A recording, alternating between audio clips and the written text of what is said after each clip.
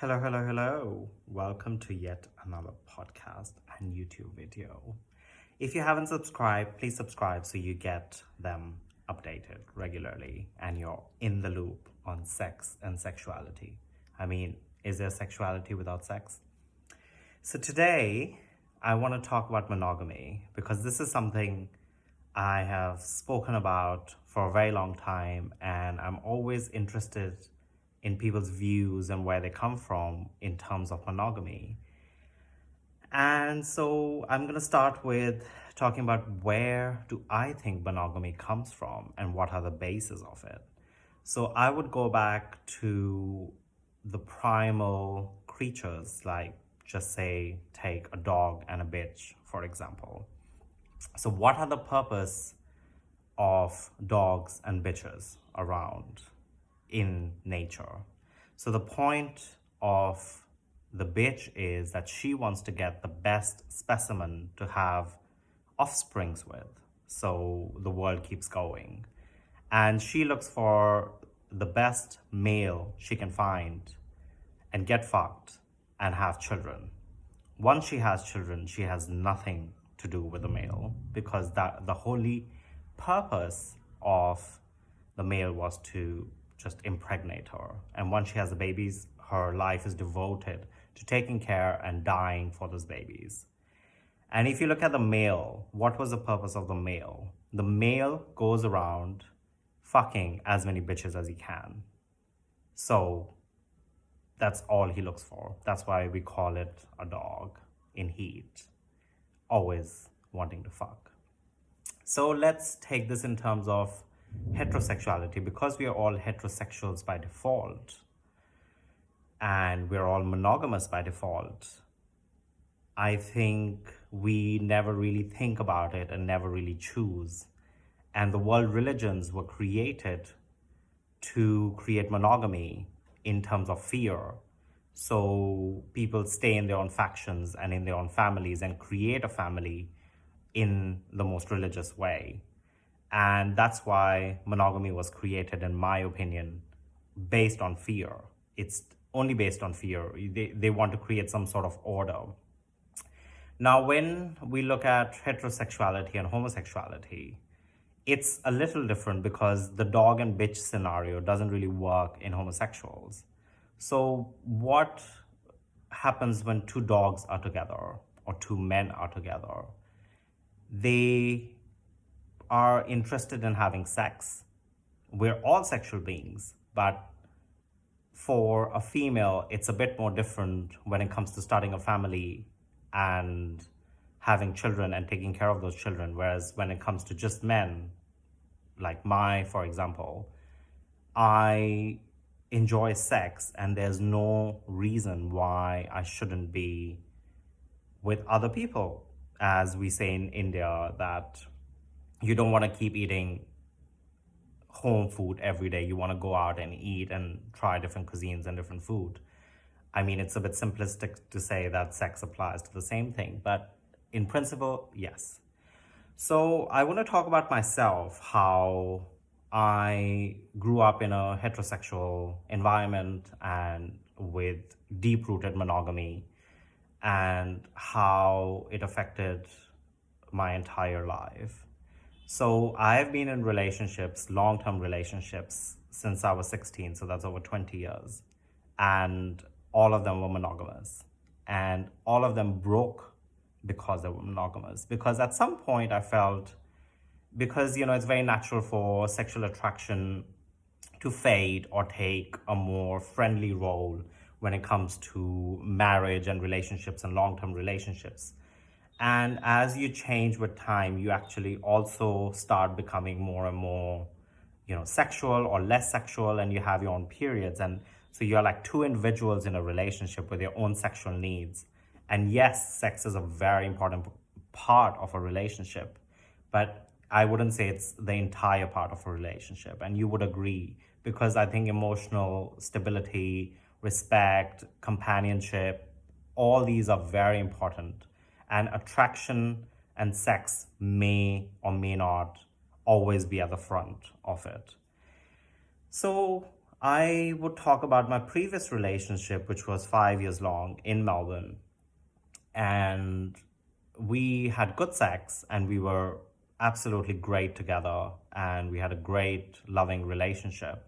But at some point, like 2 years down the line, the sex really disappeared and it was a lot to do with sexual compatibility and all the other things. And I told myself, it cannot be that important. I mean, I've got him, he's amazing, and we have such a good time. We don't even fight, and we are great together, and we travel together. It's like the best friend I never had, or the brother I never had. But as time went by and people found me more and more attractive, and I found people attracted, I felt like I was like a dog in heat. I wanted to hump everyone, I wanted to fuck everyone, and people wanted to fuck me, and I wanted to like sneak around fucking and kissing or just, just feeling attractive. And that is when you enter a bad period in a relationship because that puts a lot of stress on the relationship, in my opinion. I think I heard this somewhere when someone said a marriage or a relationship cannot take the added baggage of monogamy. And we tried very hard, but my partner didn't want to open the relationship. And I absolutely understand that. I absolutely understand where people want to be monogamous and it works for them and it's what they want. But as I said, we are two individuals in a relationship and we need to do who we are. And if you change yourself for that relationship, you'll only do it for so long. You can't be happy for a very long time if you're not who you are in the relationship. And that's where all this infidelity and cheating and, open relationships happen. So, as sexual beings, I think it's very important to be very honest about what you want and who you are, especially in your relationship. Because if you're not, then you're lying to yourself and you're cheating your partner off that. So as time went on, we tried very hard. We kept, wanting to be, sexual, and forced sex just does not work. It's awkward.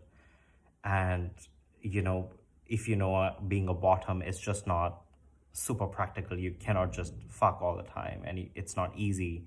So that put a lot of pressure on him. And, he wouldn't even let me wank. And that really got me irritated and angry. And that started encroaching on the relationship and the respect was going away. And before it went any further, I said, I don't want to hate you. I don't want to be these people. I don't see a future if we can't work this out. And he said, no, he doesn't want an open relationship. And I was like, I want an open relationship. I mean, I've never been in an open relationship, but at least I would like to try because I would want to include you or respect you with that rather than go behind your back and do these things. And I had to bow down and walk away because there was no other way that we could continue. And I had decided there and then that I would never ever go for a monogamous relationship ever again. Even though I didn't know what open relationship actually means, I don't think it's a band-aid to a relationship. I think it should be very honest and open from the beginning. So when I met my current partner, on the first day, my breaking question was that I want an open relationship. If that is something that doesn't work for you, I cannot do this. I cannot go through this or put myself through this ever again. And he said, well, I've never done this and I am not sure how it works and I am afraid that you will fall in love with someone else or meet someone else. And I said that the likelihood of me meeting someone else in a monogamous relationship is much, much higher than in an open relationship because my needs are not being met and I'm frustrated and I will look for that comfort or pleasure somewhere else.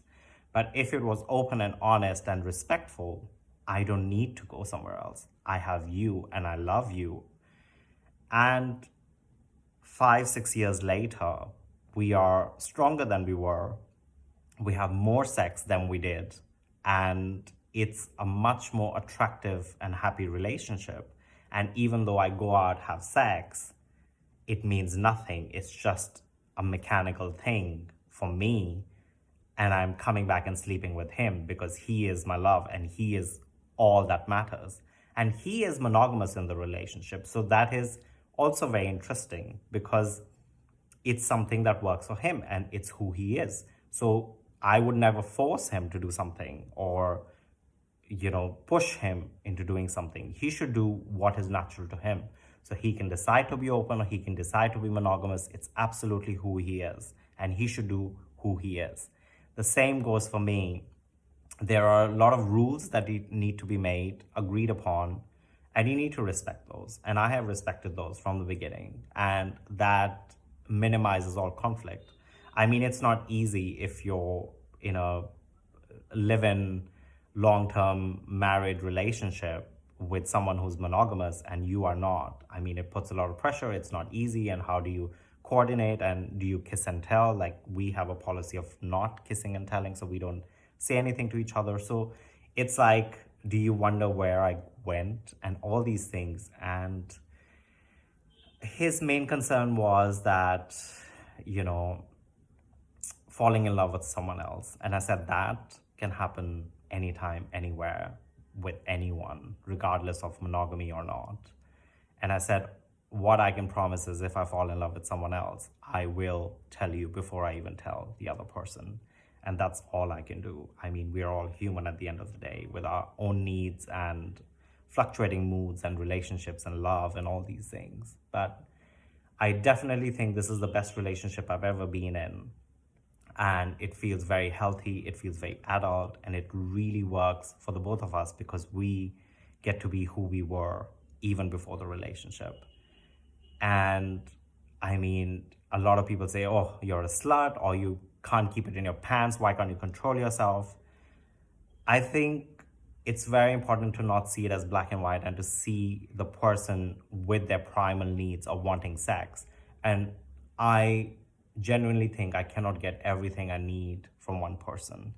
And that also becomes repetitive and really spoils the whole sexual chemistry. So I think it's very important to keep it, fun and exciting and mix it all up. And then rather than putting pressure on him for everything and my sexual needs, I can go out and get them and still have sex with them, enjoy sex with them without wanting to do all those things. And that's where, kinks and fetishes come in, and we all have different needs when it comes to kink and fetish, and I will talk about it more in another episode. So these are my thoughts on monogamy, and I really am interested to hear what you think about it and where do you stand on it, because I think it's something that we don't talk about enough. And monogamy by default cannot be a sex and sexuality alternative. So I think it's very important to discuss it with your partners and be open and know what you want and how you want. And it's okay to change from time to time because our sex and sexuality needs also develop as we develop from our experiences and change with time. So thank you for tuning in, and lots of love, and do message back with all your thoughts. Kisses.